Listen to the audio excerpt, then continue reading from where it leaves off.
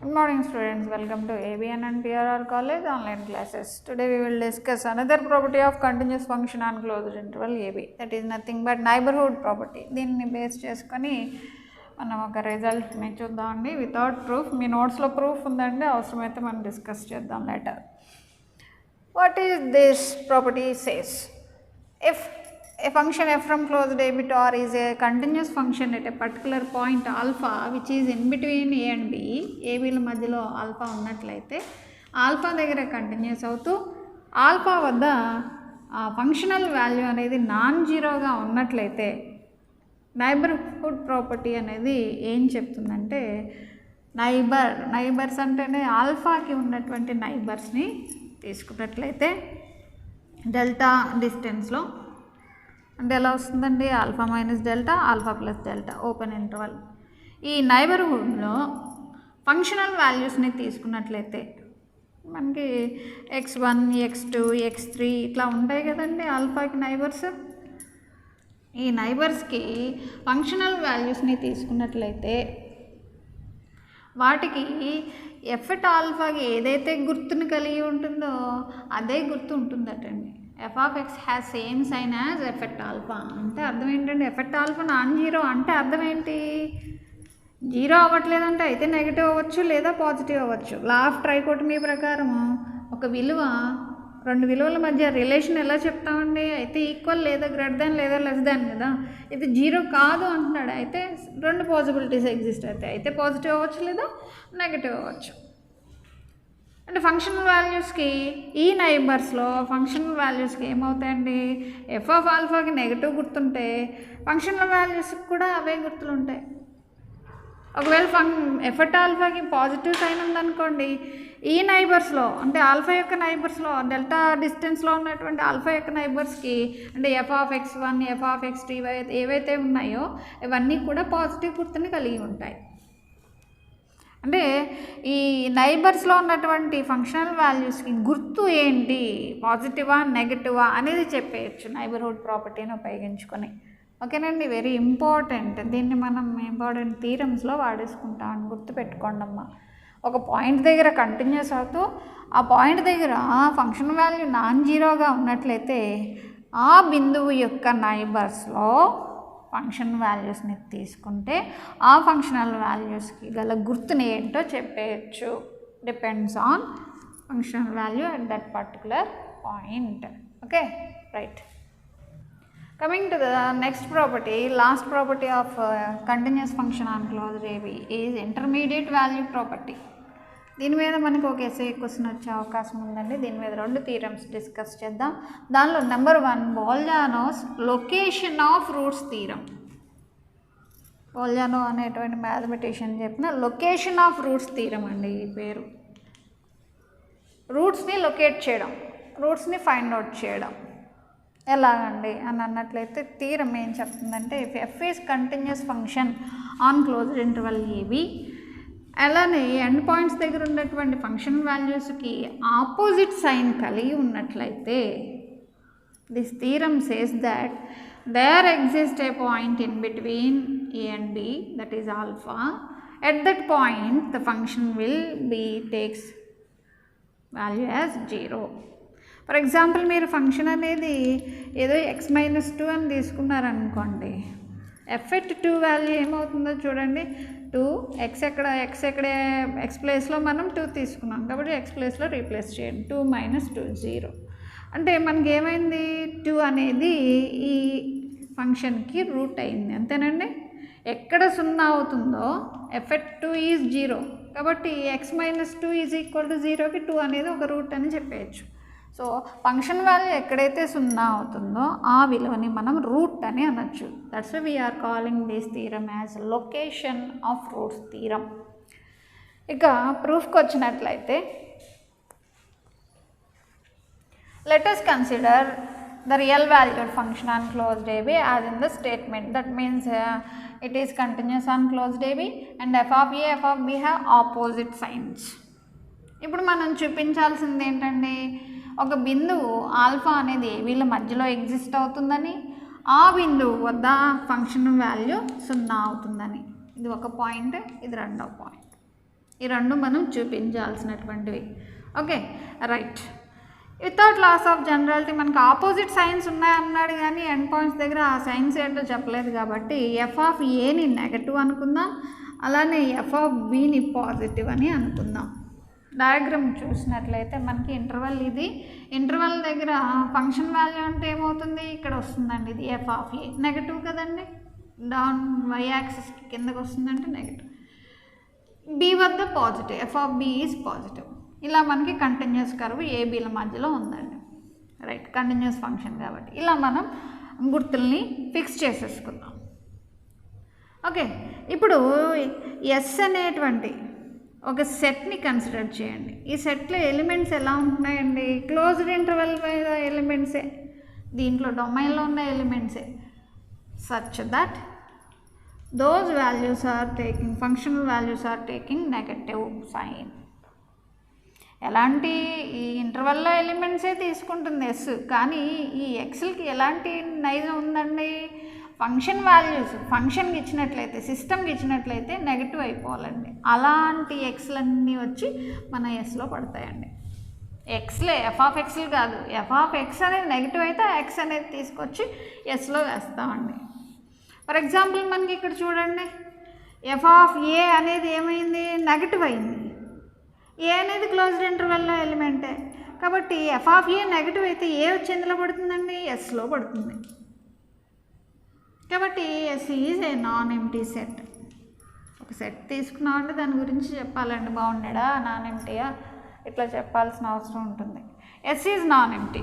More over ఇక్కడ ఎన్ని ఎక్స్లు దేనికంటే తక్కువగా ఉంటాయి, బి కంటే తక్కువగా ఉంటాయి. కాబట్టి బి అనేది ఎస్కి ఏమని చెప్పచ్చు, అప్పర్ బౌండ్ అని చెప్పచ్చు. అప్పర్ బౌండ్స్ అనేవి సెట్లో ఉండాల్సిన అవసరం లేదు కాబట్టి అప్పర్ బౌండ్ అని చెప్పచ్చు. అప్పర్ బౌండ్ ఉందండి ఒక సెట్కి, కంప్లీట్నెస్ యాక్సియమ్ని వాడుకుంటే అప్పర్ బౌండ్స్ ఉన్న సెట్స్కి ఏముంటాయి చెప్పండి. యాక్చువల్గా ఎస్కి మనకి అప్పర్ బౌండ్ ఉంది. అప్పర్ బౌండ్ ఉంది అంటే అర్థం ఏంటండి, ఎస్ అనేది bounded above set. Bounded above set. Bounded above సెట్స్కి మనకి ఏముంటాయండి, కంప్లీట్నెస్ యాక్సియమ్ ద్వారా సుప్రీమం ఉంటుంది. isn't it? Let us consider supremum of this set S is alpha అని తీసుకుందాం. ఓకే, ఆల్ఫాని ఎప్పుడైతే తీసుకున్నామో దీని అర్థం ఏంటండి, సుప్రీమంకి ఉన్నటువంటి నైజం ఏంటి, this is the least upper bound. సెట్లో ఉన్న అన్ని ఎలిమెంట్స్, ఎస్లో ఉన్నటువంటి ప్రతి element for every X in the given set, x's must and should less than or equal to alpha అవ్వాలి. గుర్తుపెట్టుకోండి, ఎస్లో ఉన్న ప్రతి ఎలిమెంటు ఆల్ఫా కంటే తక్కువగా ఉండాలి, ఎక్కువగా మాత్రం ఉండవు. సింపుల్గా గుర్తుపెట్టుకోవాలంటే ఎస్లో ఉన్న ప్రతి ఎలిమెంటు ఆల్ఫా కంటే తక్కువగానే ఉంటాయి, ఎక్కువగా మాత్రం ఉండవు. Okay right. ఎస్లో ఎలిమెంట్ అంటూ ఉండాలంటే ఎలా ఉండాలండి, ఆల్ఫా కంటే తక్కువగా ఉండాలి. అలానే అది ఈ ఎక్స్లో ఎలా ఉండాలి, ఏ గుర్తుని కలిగి ఉండాలి, ఫంక్షన్కి ఇస్తే నెగటివ్ సైన్ కలిగి ఉండాలి. ఇది ఎస్ యొక్క నైజం.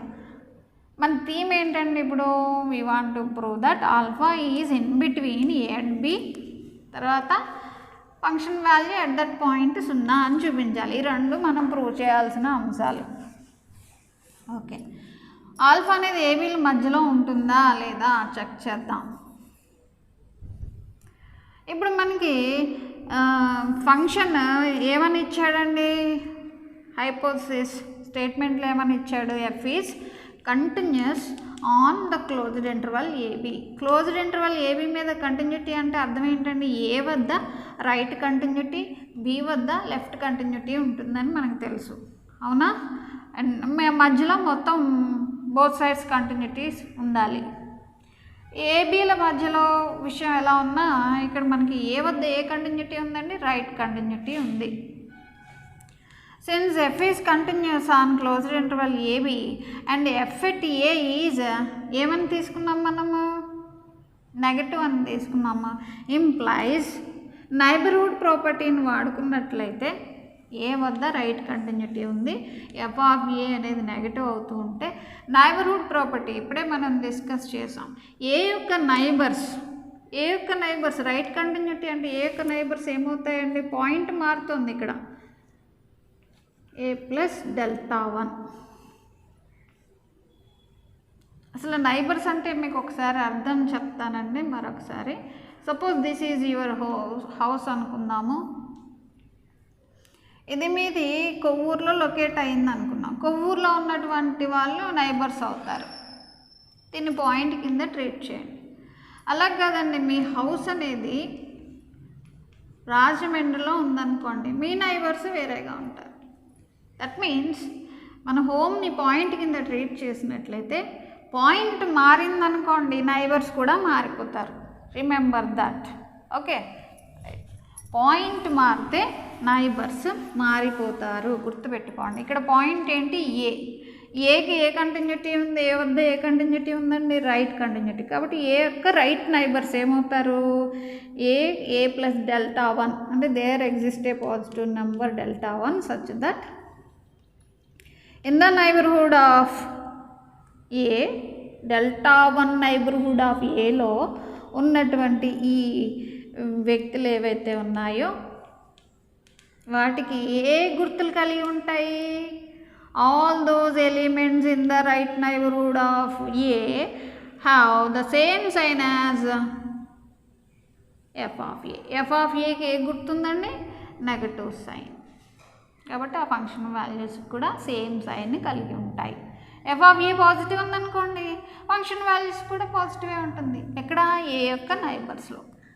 చూడండి, ఈ డెల్టా 1 నైబర్హుడ్ ఆఫ్ ఏలో ఉన్నటువంటి ప్రతి పాయింట్కి ఫంక్షన్ వాల్యూస్ గుర్తు నెగటివ్గా ఉంటే ఆ ఎక్స్లన్నీ ఎందులోకి వచ్చేస్తాయండి. ఫంక్షన్ వాల్యూస్కి నెగటివ్ సైన్ ఉంటే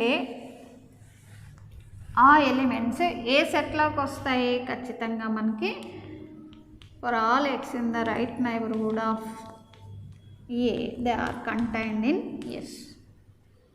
ఈ నైబర్స్ అన్నీ కూడా ఎస్లోకి వచ్చి పడతాయి. ఎందుకని, ఆ ఫంక్షన్ వాల్యూస్కి నెగటివ్ సైన్ ఉంది. నెగటివ్ సైన్ ఉంటే అలాంటి నైబర్స్ అన్నీ వచ్చి మన ఎస్లో పడతాయి. రైట్. ఇప్పుడు వీటి యొక్క మీన్ తీసుకుందాం. మధ్య బిందువు ఏమవుతుందండి, ఏకి ఏ ప్లస్ 1కి ఏదో 2 బిందువులు మధ్య బిందువు కావాలనుకోండి, ఏం చేస్తారు మీరు, x1 ప్లస్ x2/2 తీసుకుంటారు. ఇది x1 ఇది x2 అనుకున్నారనుకోండి. x1 ప్లస్ x2/2 అంటే ఏ ప్లస్ డెల్టా 1/2 అంటే 2a ప్లస్ డెల్టా 1/2 ఏమవుతుంది, ఏ ప్లస్ డెల్టా 1/2. ఇదంటే ఈ మధ్య బిందువు కూడా మన సెట్లోనే ఉంటుందండి. మొత్తం ఎంటైర్ సెట్ అంతా మన సెట్లో ఉంది కాబట్టి, ఈ నైబర్స్ అన్నీ కూడా మన సెట్లో ఉన్నాయి కాబట్టి మధ్యలో ఉన్న ఈ బిందువు కూడా మన సెట్లోనే ఉంటుంది. బిలాంగ్స్ టు రాయాలి, ఎలిమెంట్ కాబట్టి. సెట్స్ అయితే కంటైన్స్ అని రాయాలి. ఓకేనా. మనకి తెలుసు ఏ వాల్యూ అనేది ఏ ప్లస్ డెల్టా 1/2 కంటే తక్కువ. ఏ కొంచెం యాడ్ చేయబడుతుంది కాబట్టి ఏ విలువ ఏ ప్లస్ డెల్టా 1/2 కంటే తక్కువ, విచ్ ఈజ్ ఇన్ ఎస్. అవునా, రైట్.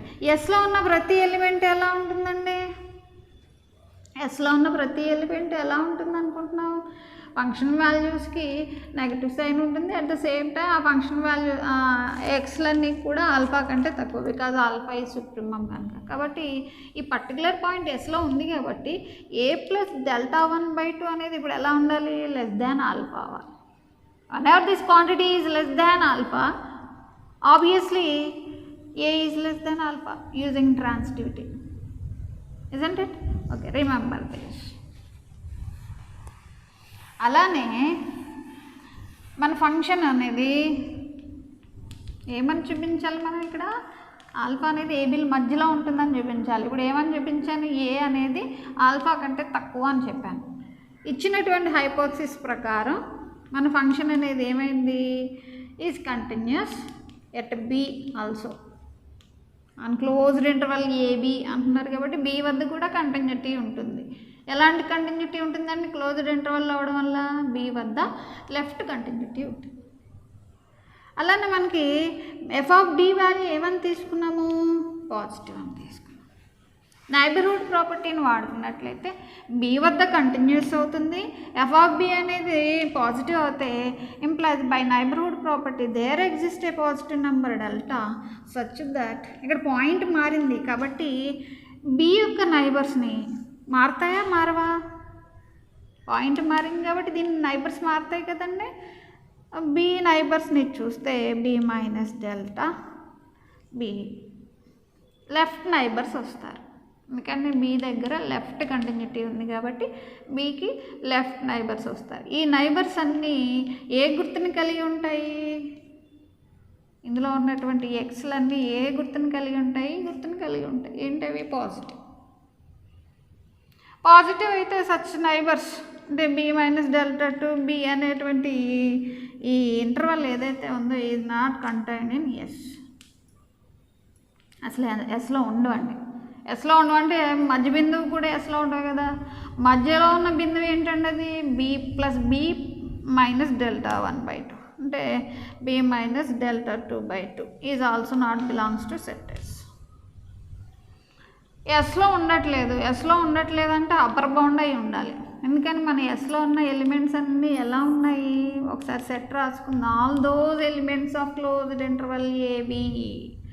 ఈ ఇంటర్వల్లో ఉన్న ఎలిమెంట్సే ఎస్లో ఉన్నవి ఏదో పర్టికులర్ కండిషన్ కలిగి ఉన్నాయి. ఎలా ఉన్నవి? ఎఫ్ ఆఫ్ ఎక్స్ వాల్యూస్ ఇస్తే ఈ ఎక్స్ఎల్కి ఫంక్షన్కి ఇచ్చినట్లయితే అవి నెగటివ్ గుర్తుని కలిగి ఉంటాయి. అంటే మొత్తానికి మనకి ఎస్లో ఉన్న ఎలిమెంట్స్ అన్నీ క్లోజ్డ్ ఇంటర్వల్ 1లోనివే, పైకి పోవు, లోపలికే ఉంటాయి. బి మైనస్ డెల్టా 2/2 అనేది మన ఎస్లో ఉండట్లేదు అంటే బి మైనస్ డెల్టా 2/2 అనేది ఈజ్ మోర్ దెన్ ఆల్ఫా అవ్వచ్చు కదా. ఎందుకని? ఎస్లో ఉన్నటువంటి ఎలిమెంట్స్కి మరొకసారి చెప్తున్నాను, ఆల్ఫా అనేది సుప్రీమం. దీన్ని దాటి బయటికి వెళ్ళవు. ఎస్లో ఉన్న ఎలిమెంట్స్ ఆల్ఫాని దాటి బయటికి వెళ్ళవు. మరి లేదు అన్నాం అనుకోండి, ఖచ్చితంగా ఇది ఆల్ఫాకి పైనే ఉంటుంది కదా. Right. B minus delta 2/2 is more than alpha అంటే బి అనేది కూడా మోర్ దాన్ దిస్ వన్ కదా. బి మైనస్ డెల్టా 2/2 కంటే బి అంటే పెద్దది కదండి. ఇక్కడ ట్రాన్సిటివిటీ అప్లై చేసుకున్నారనుకోండి, B is more than alpha. ముందేమని చూపించారు? A is less than alpha అని రాశారు. అండ్ ఇక్కడ ఏమని రాశారు? B is more than alpha అంటే alpha is less than B. రెండు మెర్జ్ చేయండి. Alpha is in between A and B. A కంటే ఎక్కువగాను బి కంటే తక్కువగాను ఉంది అంటే ఓపెన్ ఇంటర్వల్ ఏబీలో ఉందని అర్థం. ఈక్వల్గా అవదండి ఇక్కడ లేదు కనుక. రైట్. ఈ ఒక కేసు అయిపోయింది కదండి. ఆల్ఫా అనేది ఎగ్జిస్ట్ అయ్యింది, ఏబీల మధ్యలో ఉంది. రైట్. ఇప్పుడు మనం చూపించాల్సింది ఏంటండి? Effect alpha value is 0. ఇది చూపించాలి. రెండో కేసు. దీనికోసం ఆల్ఫా ఏబీల మధ్యలో ఉందనుకోండి, మనకి హైపోథసిస్లో ఏమి ఇచ్చాడో మరొకసారి రిమైండ్ చేసుకోండి. F is continuous on closed AB అంటే ఏబీల మధ్యలో ఉన్న ప్రతి బిందువు వద్ద కంటిన్యూస్ అవుతుంది. అంటే ఇక్కడ చూడండి, ఆల్ఫా అనేది ఏబీల మధ్యలో ఉంది కాబట్టి F is continuous at alpha also. ఇప్పుడు మనం ఎఫ్ ఎట్ ఆల్ఫా 0 అని చూపించాలి, కాదు అని ప్రొసీడ్ అవుదాం. ఇది కాదండి, మరి ఏమవ్వచ్చు? ఎఫ్ ఎట్ ఆల్ఫా నెగటివ్ అవ్వచ్చు లేదా ఎఫ్ ఎట్ ఆల్ఫా పాజిటివ్ అవ్వచ్చు లా ఆఫ్ ట్రైకోటమీ ప్రకారం. If F at alpha is negative అయితే వాట్ హ్యాపెన్స్? ఆల్ఫా దగ్గర కంటిన్యూస్ అవుతుంది, function value at that point is negative. Then neighbourhood ప్రాపర్టీని మరలా వాడుకుంటే ఇక్కడ పాయింట్ మారిందండి కాబట్టి నైబర్స్ మారిపోతారు. There exist positive number delta 3 such that all neighbors in the delta 3 neighborhood of alpha యొక్క నైబర్స్ మొత్తం అటు ఇటు కూడా వచ్చేస్తారు. ఎందుకంటే ఇది మధ్యలో ఉంది. ఎడ్జ్లో ఉంటే ఏ దగ్గర రైట్ నైబర్హుడ్, బి దగ్గర అయితే లెఫ్ట్ నైబర్హుడ్ చేసుకుంటాం. మధ్యలో ఉంటే మొత్తం నైబర్స్ని తీసుకుంటాం. ఈ నైబర్స్లో ఉన్నటువంటి విలువలకి ఫంక్షన్కి ఇచ్చినట్లయితే ఏ గుర్తుని కలిగి ఉంటాయి? నైబర్హుడ్ ప్రాపర్టీ ప్రకారం ఎఫెక్ట్ ఆల్ఫా నెగటివ్ కాబట్టి ఫంక్షన్ వాల్యూస్ అనేవి నెగటివ్ అవుతాయి. అంటే ఈ నైబర్స్ అన్నీ వచ్చి ఇప్పుడు ఎందులో పడతాయండి? They are contained in S because S is defined like that. ఇప్పుడు ఇక్కడ ఆల్ఫా యొక్క నైబర్స్ మనం రాసాం కదండి, alpha delta 3 alpha plus delta 3. ఇక్కడ ఉంది ఆల్ఫా. ఇటు తీసుకుంటే ఆల్ఫాకు ఉన్నటువంటి లెఫ్ట్ నైబర్హుడ్ అంట. ఇటువైపు తీసుకున్నట్లయితే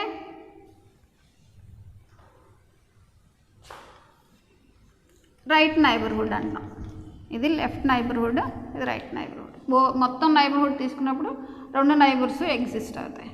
ఇప్పుడు రైట్ నైబర్హుడ్ని కన్సిడర్ చేద్దాం. ఆల్ఫా ఆల్ఫా ప్లస్ డెల్టా 3లో ఉన్నటువంటి అన్ని ఎక్స్లో ఎందులోకి వచ్చి పడతాయి?